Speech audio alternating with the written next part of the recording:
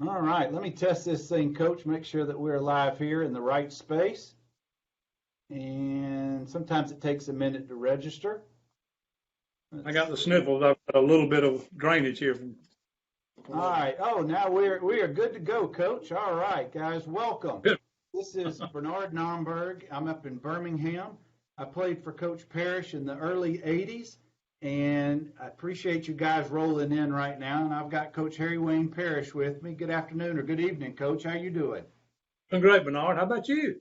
I'm doing just fine, and I appreciate you having a few minutes. And this ought to be a fun conversation. And for those two of you who may not know who Coach Parrish is, I will remind you. Coach Parrish was the first coach at Northview, coached from 78 to 91. Then he came back later on after he retired for maybe the third time from coaching and helped out with Josh for a little bit later on toward the end of there. Coach, let me tell you who's rolling in because we got a bunch of them, and this is awesome. We got Lonnie Mathis, Lawrence Keener, Jason Mullins, Jenny Parrish, Philip Braswell, Mark Kingery, Charles Bronson. You're going to recognize all these names, Coach. I do. Every one of them. What great Well, people. that's right. That's right. We appreciate you guys spending a few minutes with us. This ought to be a fun trip down memory lane. And if you guys have got comments or questions for Coach, just put them in the comments section, and I'll make sure that he gets those, and we'll talk about that. And Coach, where I want to start, and I really appreciate you having some time for this. This is a fun endeavor for me and hopefully everybody involved here. I want to go back to the mid-'70s.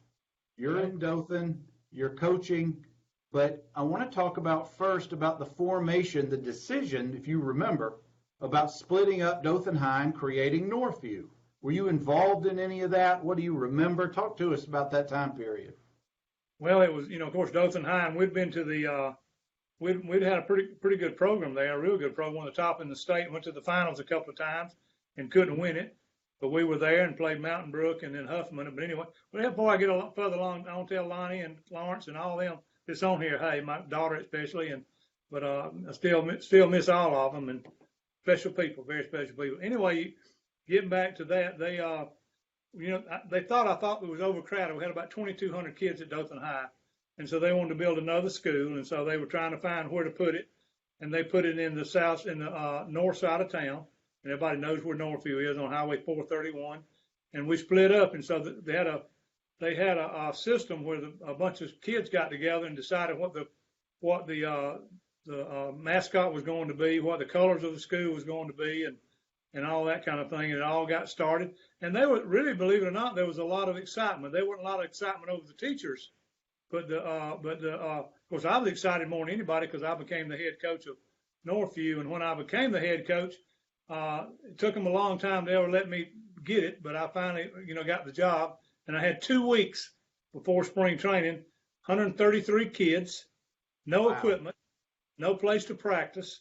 It was a major ordeal, and I did not sleep any for the next year. It was a really, really exciting but hard work, to get all that rolling along. Well, Coach, you must have been, in your early 30s or late 20s at that time? 30 years old. I had a goal when I was younger, Bernard, that I wanted to become a head coach in Dothan High School. By the time I was 30, that was my goal. I wanted to coach all my life from the third grade on. And anyway, I didn't get Dothan High, but I got the great Northview, so that was exciting. Yep. So the spring of '78 is when you had your first spring training? That's correct. We and started the first off season was that fall of '78. So let's 130 odd kids show up, and where did y'all have your first spring training? We had it at Riverview Stadium, raining and cold, real cold, ice cold, and we practiced the first day, and the quarterback and center couldn't have a correct snap. It was terrible. Mike Durden was the quarterback, and Gene Houston kind of helped with that. But Mike, had done real well in the railroad business. But we couldn't even snap the ball. It was so cold, and they wasn't used to each other. That was really bad. And my goal of that, believe it or not, was to try to make sure that if you was on that first Northview team, that you paid a price for it. I didn't think it ought to be easy.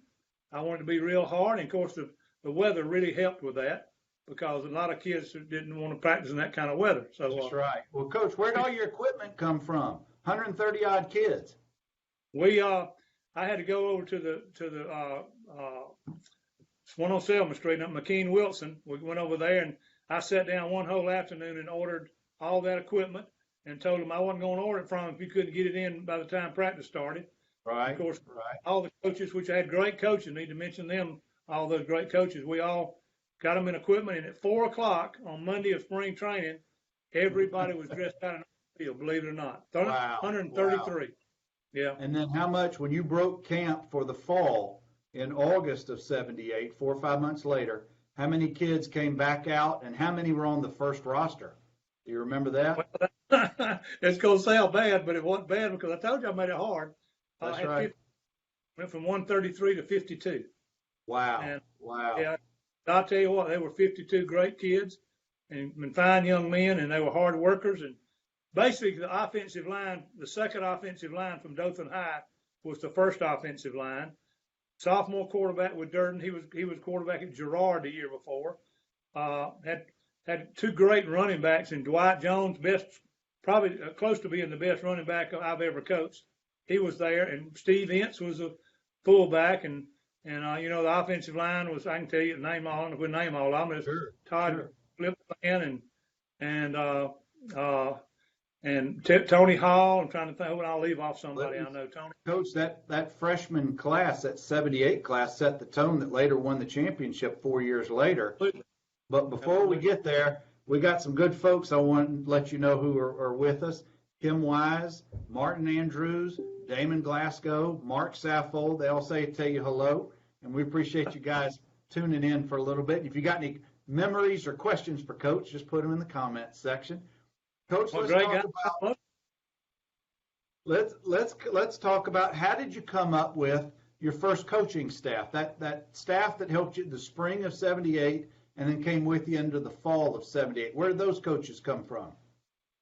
Well, that's going to sound bad, what I'm fixing to tell you, but they didn't do it like they should have done it. They just all had to come to me through the school system. I didn't get to pick anybody.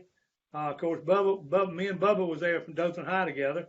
Coach Griffin had just came to Dothan High that last year. Me and him was coach. Nobody will believe this, but Coach Griffin was offensive line coach with me.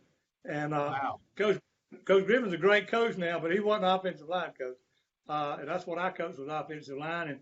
And of course we had a great Randy Hicks came from Girard, and what a great coach Hicks was. And he's had some health issues lately, but I think he's doing pretty good now. And of course Bubba and a guy named Jim Glisson was the offensive line coach. And trying to think who I'm leaving off. They don't leave somebody, but Coach Tribute, Donald Tribute. So we had a really good staff, and all of them are still great men and all that kind of thing. And I was real fortunate. Our goal was to, believe it or not, our goal that first year, and we met in Riphew Stadium where the dressing room was. We had a blackboard in there, and we met. And our goal was to have a school of didn't worry about anything but players. We wanted to have great players and make them pay a price. We never wanted to get into racial stuff. You were a football player, and right. And that was our goal. And we started that program off and doing it that way. And that's why one of the reasons we were successful. We were a team, very team oriented, and so that's how we got started. First in Riphew Stadium, all of us in the middle. And first thing Coach Johnson said, "I want to coach something." And I remember that when we were in the meeting, and I said, "You want to coach something?" Bubba was a do-it-all. He could do most anything. So we're a great staff. What a great staff. Well, Coach, I wanted one last question about those early first couple of teams, 78, 79, and 80 time period. How did you guys decide what offenses you were going to run, what defenses? How did you evaluate your talent? Because it was brand new to you, not the coaching part, maybe not some of the players, but a lot of the players, and then trying to gel everybody because you guys won. You had winning records from the first year on. Well, what we did is I felt like that Coach Creel, the coach at Dothan High, gave me a lot of responsibility, and so I felt like that I was a head coach before I got to Northview. I felt like I could run the program. I wasn't even nervous about that. I thought I could do it. So we really brought Dothan High's offense and defense to Northview, and me and Coach Creel got together and had the same numbering system. So if anybody swapped places or went anywhere and tried to get it through all the system, So if anybody went to Girard, they could come to Northview and have the same number. Or if anybody from Girard went to Dothan High, they had the same system. So we Sure. ran the same system, both schools, and that made Coach, it easy for me. did any of the colleges, Florida State, obviously our school colors look similar to Florida State. Coach Bear Bryant was still in his heyday. Were any colleges influencing back then on some of the schemes and things that y'all did? Oh yeah, I was constantly getting film when we went to the Wishbone, which we did, and about the run and shoot and all the offenses we ran. I got it from other people, and of course now the veer is what we ran the first year, the split back veer, and that was from the Houston Cougars, the college. I got that from them, and I was offensive coordinator at Dothan High, so all that kind of molded in, and then we did all that, and the Cougars got picked by the kids, and all that kind of Right. stuff. But we didn't. I didn't like the colors, to tell you the truth. I can tell you now since it's gone. But the colors wasn't the colors that you saw. The colors were purple and gold. Really? And Wow. yeah, and I got with like I said, I can tell it all down. I can't do nothing about it. But we were getting the uniforms, and so they pulled Harold Andrews, which has passed away now. This guy pulled out purple and gold. And I said, we ain't wearing that. No, I can't take that. That's too ugly. No. And he said, what you gonna do? I said, I'm fixing to change the colors. So we're gonna look like Florida State. And so we did. He pulled out Florida. I knew that. Pulled out Florida State's colors, and I said, that's Northview's colors. That's what we're gonna wear. And nobody will know the difference if we don't tell them, Harold. So don't tell them. Right. And so it was really cardinal and gold, but the colors were picked by the kids were purple and gold. And so the following day I went to school, and I knew most of the kids on the committee that picked the colors. So I brought them in my room. I taught driver education at the time. And I brought them in my room, and I said, this is the colors I picked. What do y'all think? Oh, we love those colors. That's just what we were looking for. But they didn't know that I changed them, that I made that decision. Well, that's a whatever. We got some more folks who've just joined us. I want to mention to you to let you know. Camille Price, Tracy Keziah Daniels, Mark Reeves, Joseph Johnson, Keith Rice. We got more folks rolling in, so I'm going to let you know. I'm kind of proud. Keith, he's done a great job down in Mobile. I keep hearing about He has. I get to see him from time to time. Hey, guys, I'm glad y'all are with us for a few minutes. Coach, it's a brand new school. There's no traditions at this point. You're in your first couple of years. How did you guys set the tone? How did you come up with traditions? What was important at that time to establish yourselves? Because across town was a two-time finalist, Dothan High, a powerhouse of a school in the 70s, Edmund Shealy and all those guys. But how did you set the tone for traditions at Northview early on? Well, you probably already know all we ever talked about was winning it all. If we didn't win it all, and we were really disappointed in the 6-4 the first year. We thought we could get in the playoffs, even though we split the schools and all that kind of thing. Had a lot of kids hadn't played before. So no, we just talked about it and all. And Larry Roberts told me one time, he said that when we won the 81 championship, he said state championship. Have you said that enough now? And we just won it. And I said, no, we'll get another one now. And so that's just what we did. We talked about it all the time, and the goals and y'all, all that goals, and all the players listening, they know all about goals, and hope they're still setting them, and with their lives. I suspect folks who are watching have taken what the coaching staff, whichever staff that they were playing under, and used a lot of those lessons in life. I know I have. But let's transition to Larry Roberts, Brent Gilbert, Woo, Doug Jones, Dickie Lillard, that 81 team. That team that went up to Legion Field and took on Carver of Birmingham, and what an exciting game. But before we get to that, Coach, y'all were 12-1 getting up to that point. Take us through that season a little bit. I know that David Alford was your quarterback, but he got hurt early in the season. Dickie Lillard came on and did quite admirably, well enough to get us all the way to the championship. So talk to us a little bit about some of those players and memories. Well, believe it or not, and our players probably kind of think I would think this, but I felt like we were going to win it before the season started. I thought we had enough players. I knew about their attitude, and I thought I worked them pretty hard. They would, and we started off the year with a really good season. Had won 2 or 3 in a row, and everything was going good. And course, players probably already know that I hated Lanier because the only 2 games I lost when I played at Dothan High was Lanier. So I hated them. I didn't want to, and they were blue like Enterprise, so I wanted to beat them. Well, I'll be dog if we didn't lose the first game to Lanier. And and I got so mad at them. I was so mad at the team, and I remember sitting there at Crampton Bowl, and I wouldn't let them talk.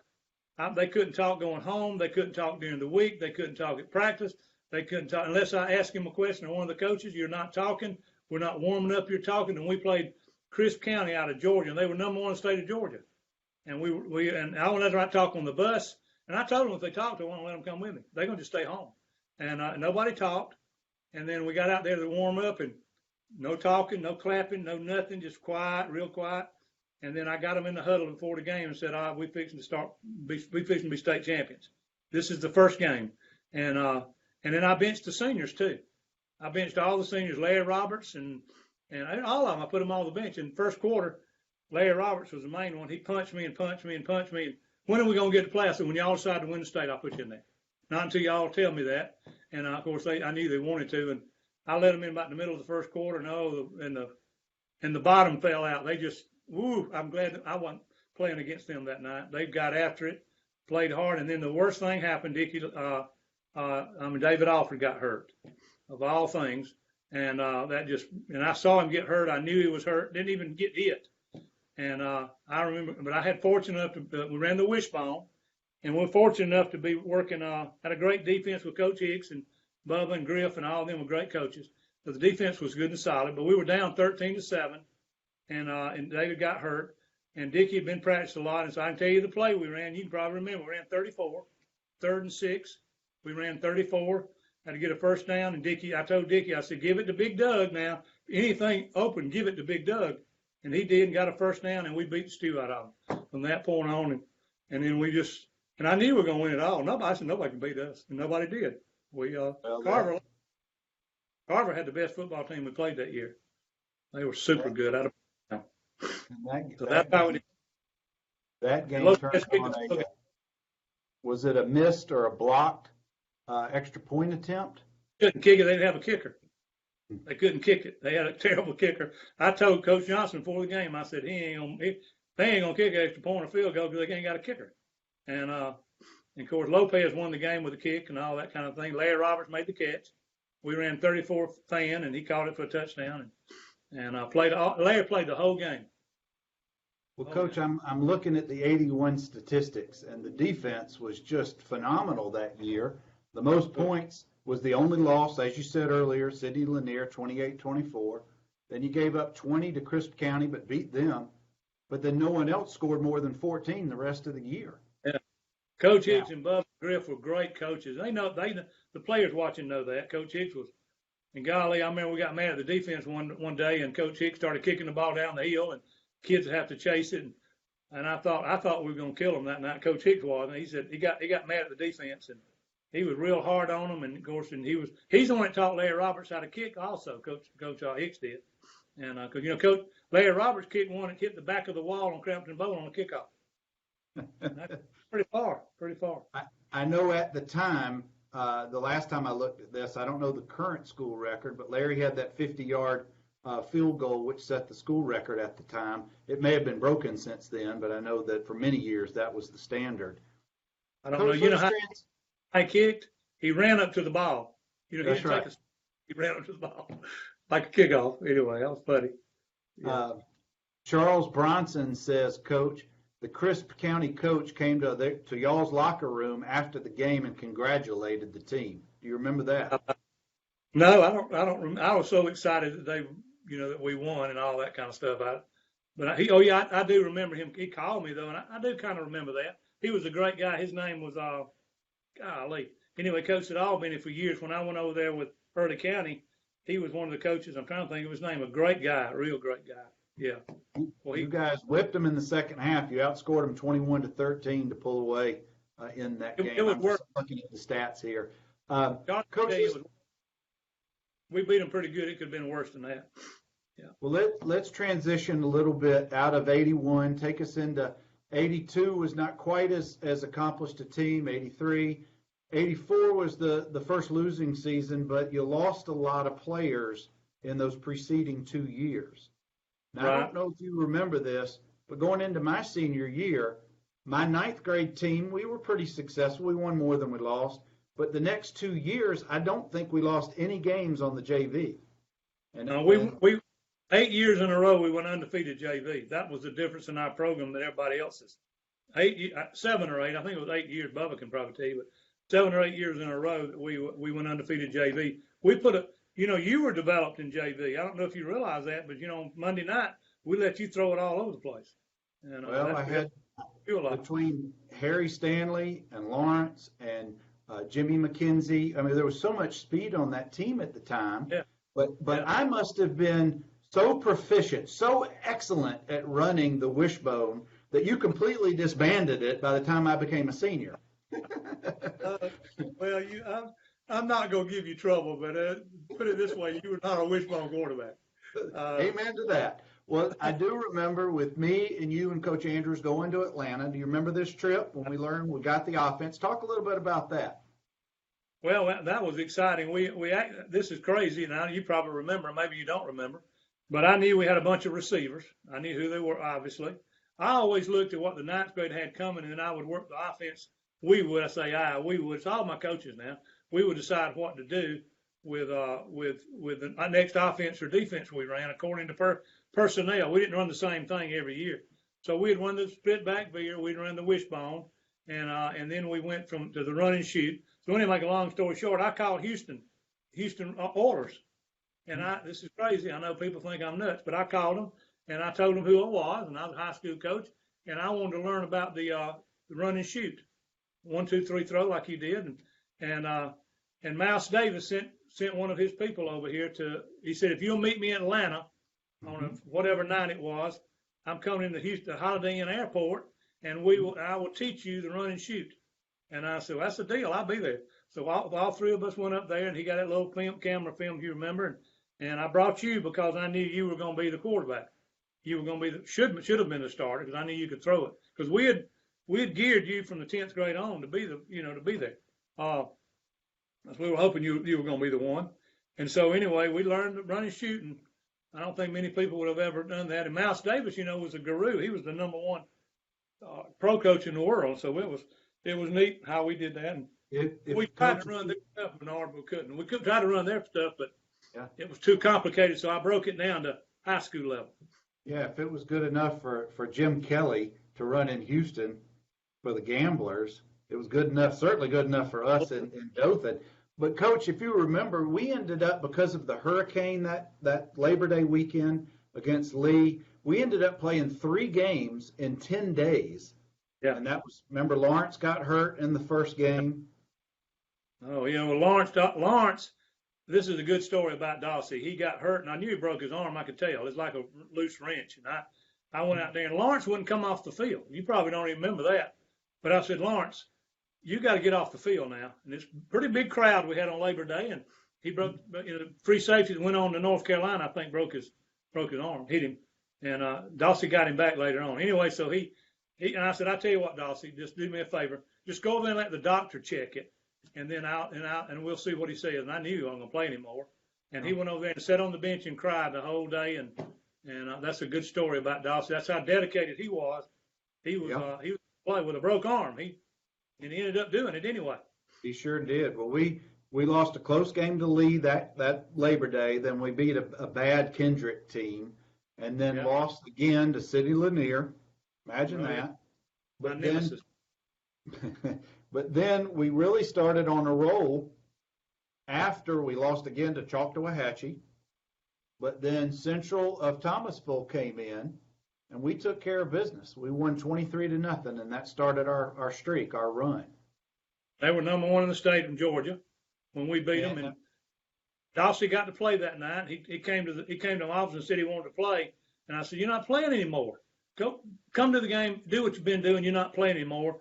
And so I'm not trying to put everything on Dossie because it's a team thing, but anyway, because he'll tell you that more than anybody else. But anyway, he said, "Owen said I could play," and I said, "Well, let me call him," because I didn't trust him. I said, "He ain't playing."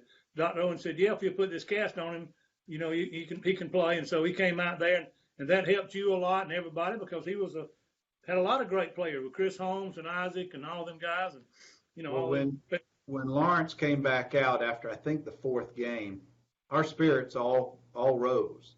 And before I get into that next part, Hunter, your son, has joined us. Coach Hicks, Peter Milner, Kenyere Pride. Gosh, we got a bunch of folks on here, Coach. But by the middle of the season, we were starting to get the hang of the passing a little bit. LaRue was opening up at fullback with the runs. But then by the end of the season, if you remember, we had an overtime, one of our 5 overtimes that season. We played Dothan High to an overtime loss, which ended up being in our favor because, and before we get into the playoffs, I want you to tell this great story. I've heard you tell it before.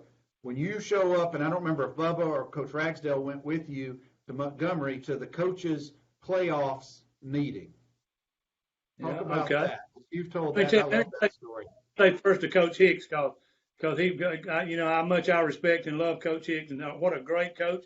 I've said that tonight about 10 times, and he doesn't get the recognition he deserves for that part of it, but he was a tremendous coach, and he's Larry Roberts, a kicking coach and a great kicker in college, and anyway, so I'm glad to get Coach Hicks, and everybody knows Randy, and he has a special thing in my heart always, and I don't get to say enough about him, so I'm glad people can say something about Coach Hicks. But anyway, what happened was we have to go to Montgomery to get the tickets and all that kind of thing. So you have to stand up, and back then it was Bubba Scott, and he'd say you have to stand up, and you'd say Northview versus so and so, and then the other coach would say Northview versus so and so at so and so, and then you'd have to say your record. So we were playing Opelika, and number 1 in the state. They were 10-0, and I knew we had a good football team. I mean, we just couldn't win. We couldn't win the close game. One of them I cost you because I didn't teach you how to do a quarterback sneak, and a lot of it was coaching. I felt like, but we got better. We got better coaching, and y'all got better playing. And anyway, so I had stood up and I said Northview versus Opelika, Opelika Stadium, 6-4. And the Opelika coaches, and this is a true story, was sitting behind me, and they laughed. And I told Coach Ragsdale and them, I said, we're going to get the last laugh because we're not taking, I'm going to tell the players the truth. I'm not going to motivate them, just tell them the truth. And sure enough, and then we played them, and you know what happened, we beat them, and they played the hearts out, and we were very fortunate because they had a great football team. And they did. They had a bunch of kids who played in the college after that. But what was fortuitous for us, by losing to Dothan High, meant we didn't have to play Central of Phoenix City. And if you remember at the time, they had James Joseph, Bo Peep, who went on to Auburn and then had a great career in the NFL. He got hurt in the opening round against Dothan High. So when we played him the next week, he didn't suit up. That gave us a up on that because in Phoenix City had a great program. Coach Hicks, remember Wayne Trawick and how great he was. And Coach Hicks had to defend him, so he, Central and Thomas, Phoenix City back in his day. So but I tell you what really won it that game is you didn't have to throw much. If you remember, we just kept the ball away from them. We started running sweep and trap, and that defense played great, and we got them. Yeah, Coach Lawrence scored a touchdown in the first. Clark kicked a field goal in the first, and it was a 10-0 win. Yeah, so and I knew we had them. Not without Joseph, I knew we could get them because we had we had a great defense with Willie Banks and all like 2 linebackers and all them guys got some kind of defense. Cassie Butler and Willie Banks sure were a tough duo. Yeah, and Lonnie. Big Lonnie, if he could stay away from bananas, it'd be good. But he's already made a comment on there about that, Coach. But I want to now take us to the third round of the playoffs. Spence McCracken, Leah Montgomery, Larry Ware, and Crampton Bowl. And frankly, I've always said this was the game that helped me to propel to get my scholarship. But probably take us from what you remember about that game. Well, we really wanted to beat them, number one, because they beat us the first game of the season. So we really wanted to beat them. And Dossie told me, he's one of the that I remember talking about. He said, I want you to make sure you run a crackback now so I can get that free safety that got me. And we ran one during the game, and he got him. He nearly knocked him out of the game. Anyway, well, we were down we were down 27-10 with 10 minutes and about 30 seconds left in the game. And, but I tell you what, and I think the biggest thing what happened was at halftime, I don't know if you remember that, I know Chris Lee would and all that stuff, but I asked the offensive line, which I did every halftime, could they block everybody? Tell me some things to help me call plays. And they all told me, every one of them said, we can't block them. I said, can't block them. And I thought, but they were truthful. And I said, can you pass block? And they said, yes, sir. All of them said they could pass block, except Chris Lee. And he said, if I can get that guy tired, I think I can. He said it in a roundabout way. So you know what we did the second half? We threw it every down, about every down.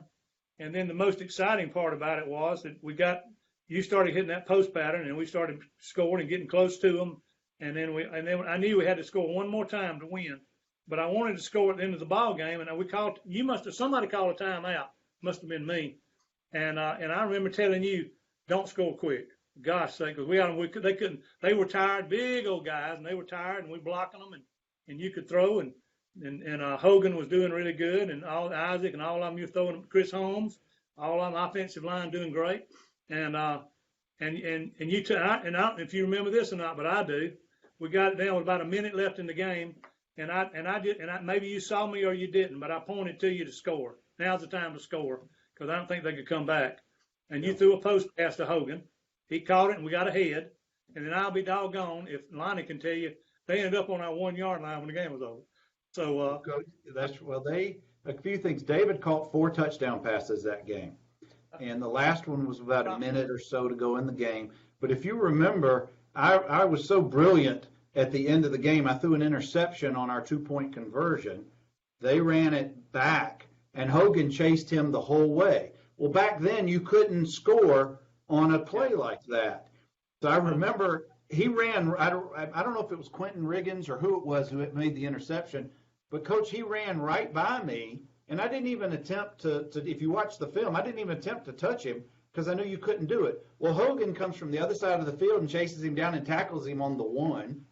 Well, anyway, at the end of the game, it was 28-27, and it was so much fun, and that really just kind of put us back on the map to face Fairhope in the semifinals. If you remember, Lawrence saved my hide because I dropped a fumble. He picked it up and still scored in the mud. And then 22 lead.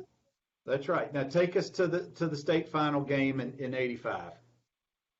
Okay, that was a great ball game. You started off kind of slow. Coach Hicks would understand that since he's watching. He started off kind of slow, and I'm sure he saw that ball. He was assistant principal at the time. But started off kind of slow. They ran the veer. The offense we ran when me and Coach Hicks were together.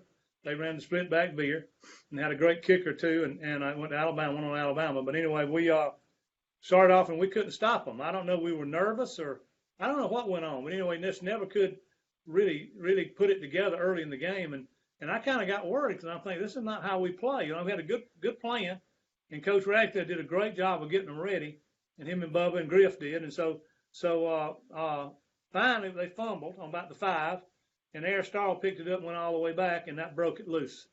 And then go ahead. You want to talk? And then after that, Coach, we scored the next 5 times. It was. I don't know if you remember this, but I remember this the most. Right before half, you came over there to me and you said, "We can score on the fly, Coach." And I said, "Well, throw it, Bernard. You can score, throw it." And you did, and you scored, and we got way ahead at halftime, and everybody got to play. It was great. 25-7 at half, and then 32-15. We could have beat 60-15. Yeah, we could have scored a lot of points that game, but we got some more folks rolling in that I want to tell you. David Mims is watching with us. Willie Banks is watching with us. Jennifer Jones-Watson. Guys, thank you for spending some time with us. We're just taking a trip down memory lane. We've just won the 85 state championship, and it was a much different year than the 81 team. That 81 team was so dominant. Our year in 85, we had so many comebacks and overtime games. It was really such a different experience, I'm sure, for the coaching staff. It must have been a lot of it must have been a lot of stress for you guys during that season. Yeah, it was. It was a lot of stress. Yeah, I want to say hey to Norris Thomas and Ramona Stanley Walker. Thank you, guys. Coach, you finished up at Northview in 91.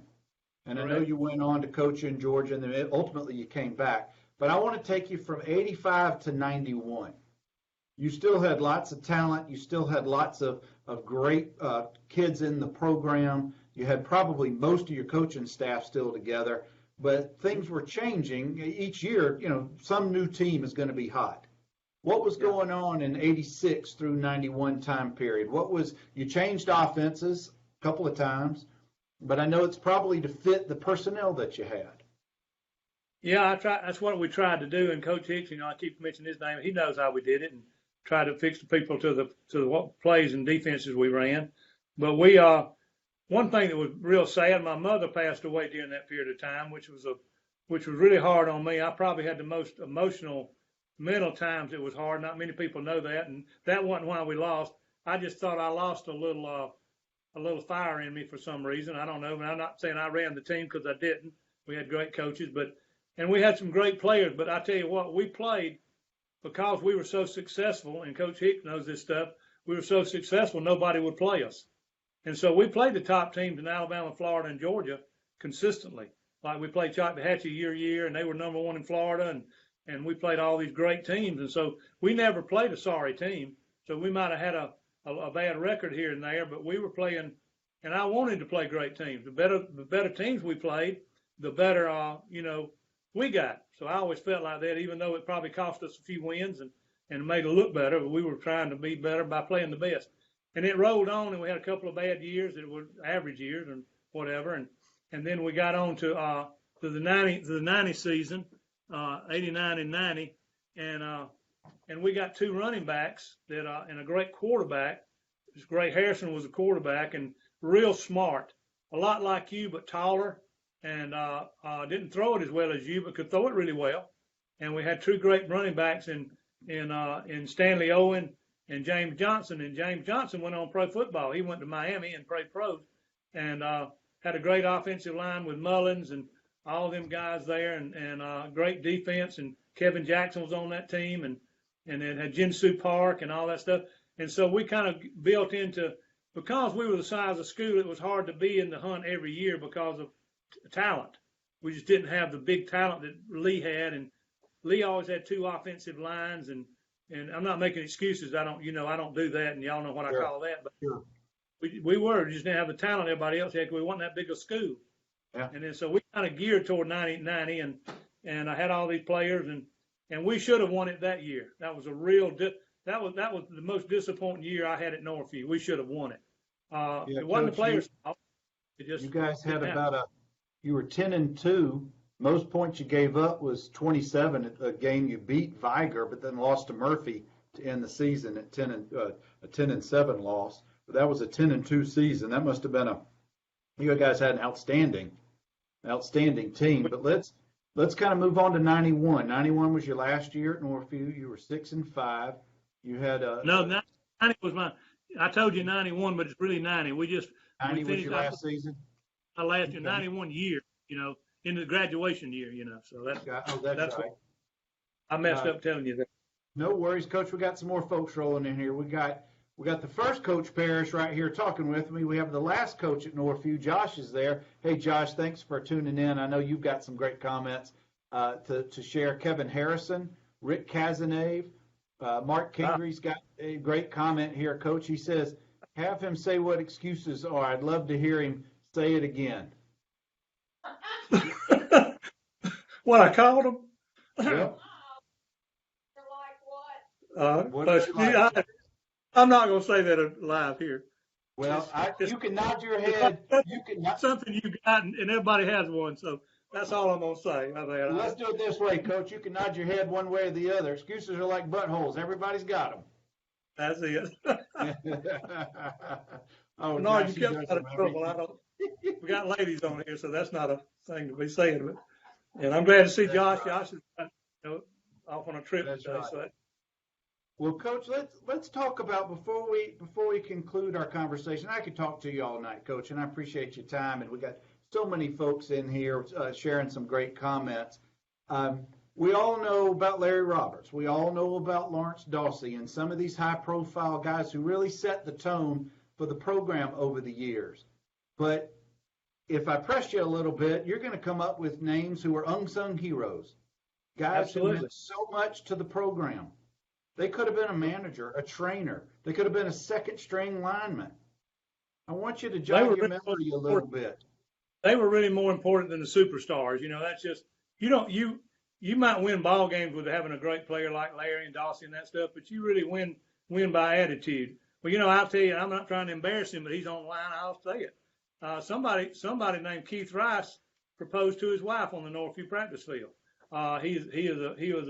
He meant as much to that football team as a superstar. I mean, and all of them did. I can go through. I got the rosters right here, all these players. I can go through each team and tell you, from Flip Span to Jimmy Lewis to Kirk Patterson to golly, I can name some. I'm going to name some of them. Rusty Clark, Ledenham, golly, Reed Oates, a bunch of them. Get on down the line to people that were on these teams, 81, and Philip Braswell.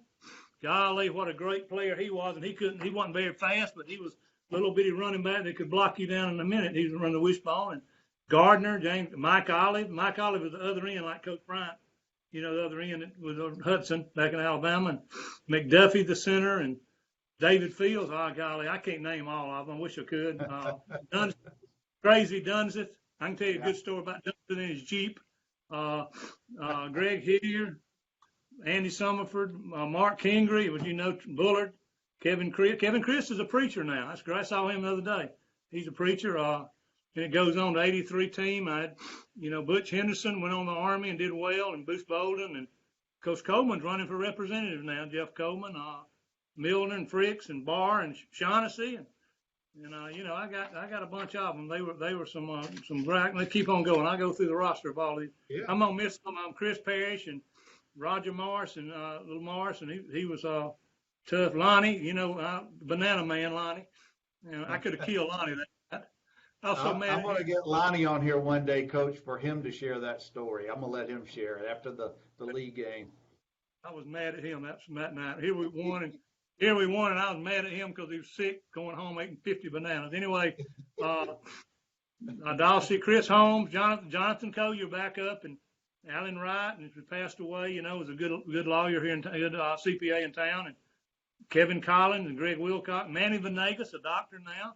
McKenzie, Jimmy, and Jimmy was real close to me. I was real close to his mama, and Mark Reeves, he got Goody Shane Wood and Tim Reynolds and Willie Banks and Sheffield, lawyer, and Isaac Salter could fly, he could run.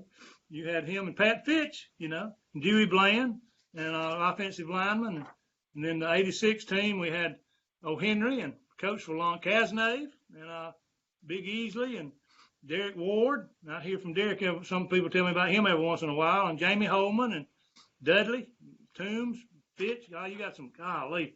What great players we had. I mean, great people, too.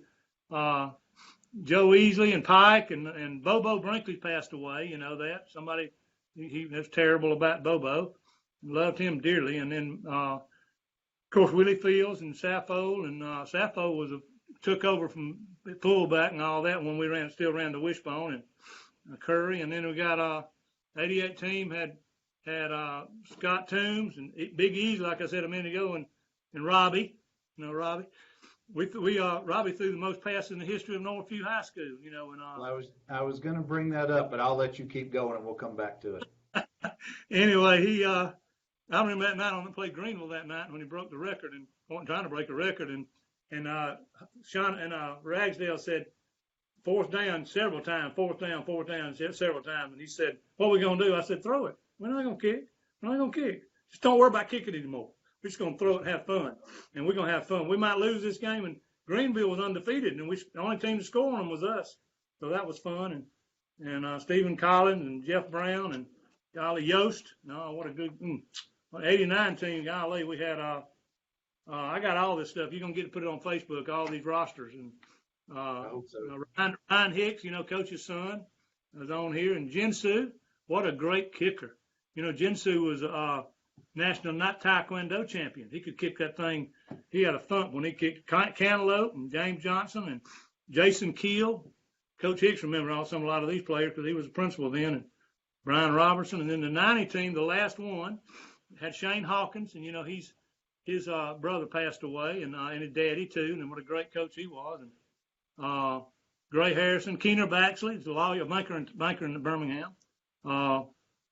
Let's see, Stanley and Tracy Donnell and Revis Gertman. Watch some good people, and Matt Blevins. Golly. People want to know how we won ball games. It's kind of simple here, when you look at all this. Cliff Mendham was a sophomore then, and he's a big political guy in Dothan now. And Dustin Izell went on with the pros. Best nose guard one of the best I've ever coached was Lee Robbins. What a great player he was. And so anyway, we had Tracy Knowles, Moses Lee. Lee. The funniest player I ever coached in my life of all the players, if I had to pick one that's just crazy, not as bad as Lonnie, but Willie White. Willie White was defensive end, 5'10", about 180 pounds, and that's some kind of football player. And he kept the locker room funny and all of it. I mean, he kept me going. We couldn't even watch a film on Monday because of Willie.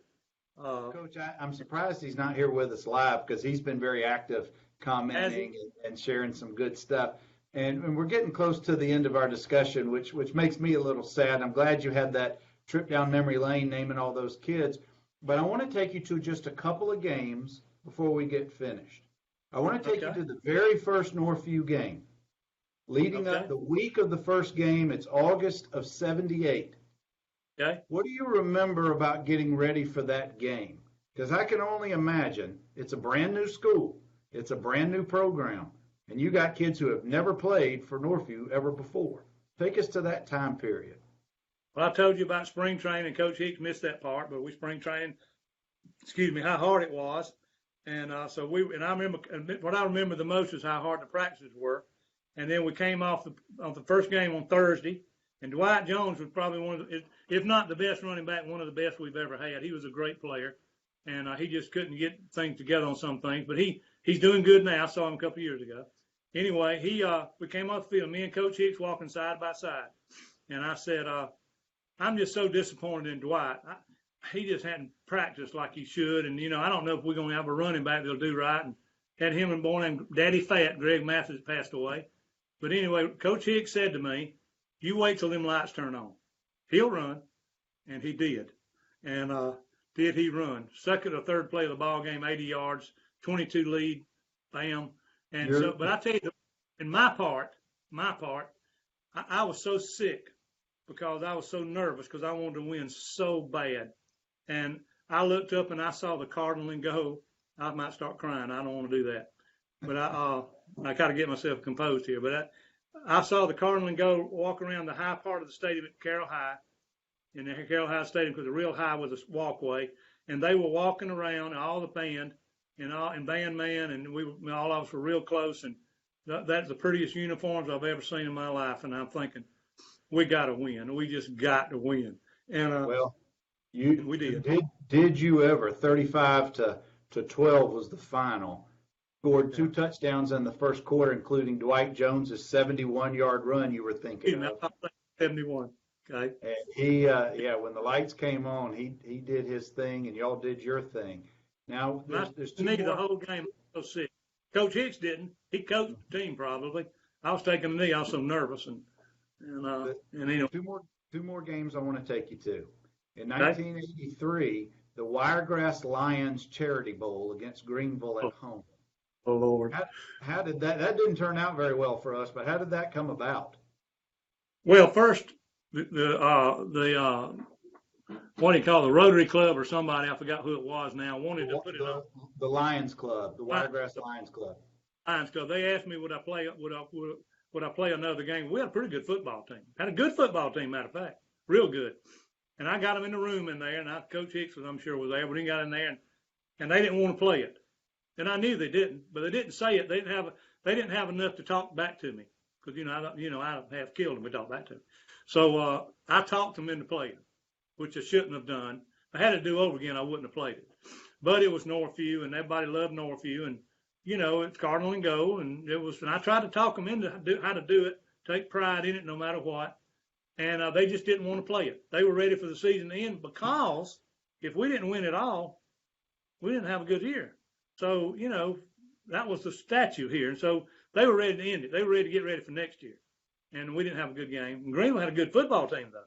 They did. They had a very good team. That was a 21-3 loss for us that night. But we were better than them, Art. We were better. I promise. We were better. Just didn't play good. Coach, I got two great comments I want to share before we get to the last game and conclude our talk for now. Joseph Johnson says, and this is kind of long, but this is a great comment. Keep things in perspective. All of our coaches were younger than any of us listening right now. We had 30-something-year-old coaches chewing Red Man tobacco and chewing gum, studying game film with their 30-something-year-old coaching buddies, and doing a heck of a job shaping young men. I'm grateful to my coaching dads who some days I hated, but I would go to battle with them any day. Thanks, Coach Parrish, Hicks, Johnson, Griffin, and Andrews. Love you guys. That's James. Andrews, I should have. Coach Andrews is a great football coach. He was headsets with me all those years, and I apologize for that. But Coach Andrews is a tremendous coach. Tremendous, yeah. Kevin Christ, David Mitchell, and Mark Saffold have joined us, Coach. But I want to read to you Mark Kingre's, his comment. All I can say is thank you to Coach Parrish. I would not be the person I am if it were not for him and his belief in me and pushing me far beyond what I thought was possible. The lessons I've learned playing for those coaches have served me well for 35 years.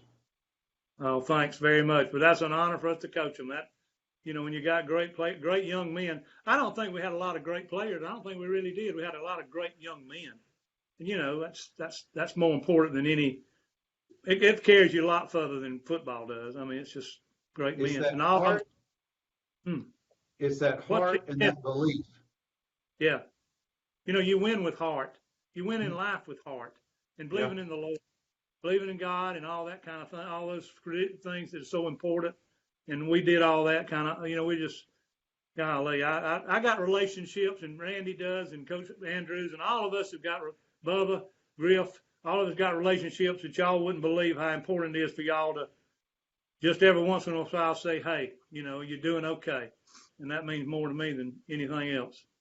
Coach, I got one more game I want to take you to, and then we'll wrap it up for now.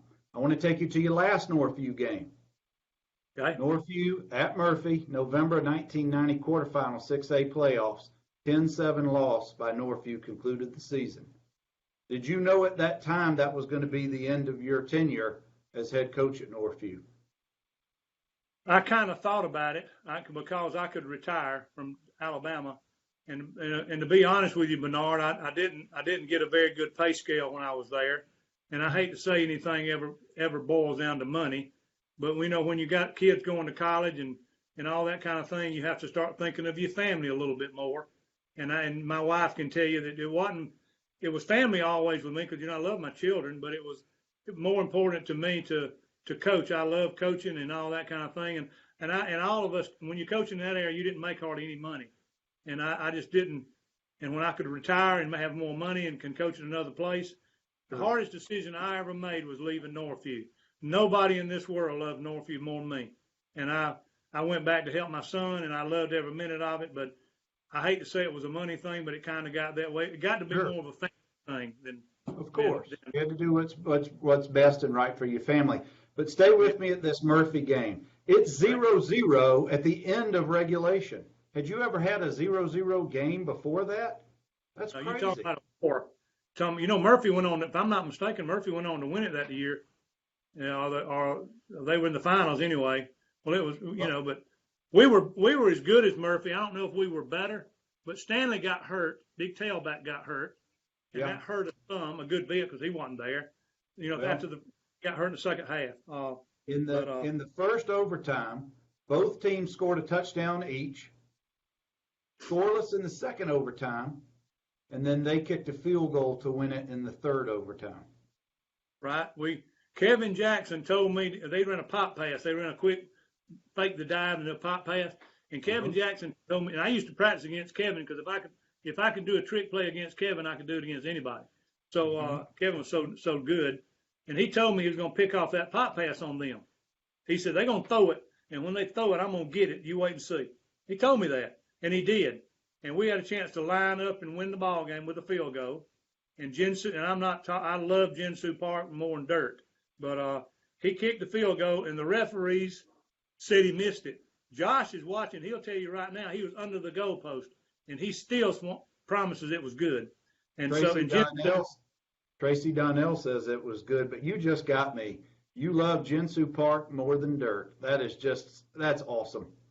That is so great. You get me talking, yeah. Oh, Coach, I loved every minute of this, but we're pushing an hour, and I know you've got some stuff to do, and we're going to revisit this another day. But thank you for giving me your time tonight and going down memory lane, and so many people on here who were part of your life and you're part of their life and helped to shape them for so many years. So thank you for all that you have done and continue to do for us. Tell everybody, make sure to tell, especially the coaches that are on there, and tell Coach Hicks I apologize for not seeing him much, but I love him dearly. He's a special man, and all the coaches that are on there, and all the players. I don't think any of our coaching staff, nobody can ever say that we didn't love y'all, because we did. And I wasn't just saying it, we meant it. And we still do. Those comments are rolling through, and when we conclude, you can go in there and see them and make comments, Coach. But I'm going to end our conversation for now, but we're concluding for now, but it's not goodbye forever. We'll get back another time on here, okay? Thank you, Bernard, for all this. And Absolutely. You were a special player. You were a special player now. You know that. And thank you, but I was part of a special group, but thank you, Coach. Guys, you guys have a good night. We're going to do this more often. I'm hoping to wrangle Lawrence and some others on here in the upcoming weeks and months, and we'll see what we can get done. Thank you, guys. Y'all have a good evening.